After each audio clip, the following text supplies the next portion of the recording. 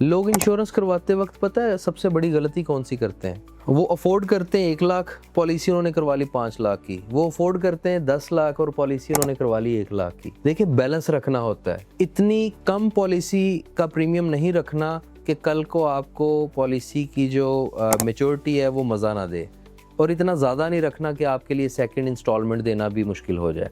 इसलिए इस चीज़ को बैलेंस रखा करें।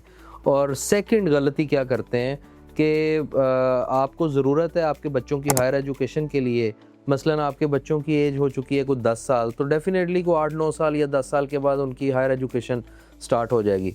तो प्लान ले लिया 20 साल का, तो अब 20 साल के बाद जो मैच्योरिटी मिलेगी तो वो बच्चों की एजुकेशन के काम तो नहीं ना आएगी। या फिर एक बंदा अपनी रिटायरमेंट लाइफ के लिए जो है वो प्लानिंग कर रहा है, उसकी एज अभी 40 इयर्स है और वो प्लान ले बैठा 10 साल का।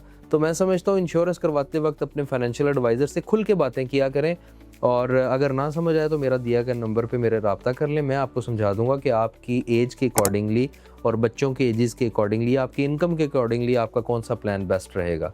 तो अच्छा प्लान लेने के लिए या तो मेरे दिए गए नंबर पर रब्ता कर लें, और या फिर स्टेट लाइफ के किसी भी करीबी दफ्तर तशरीफ़ ले जाइए। Thank you.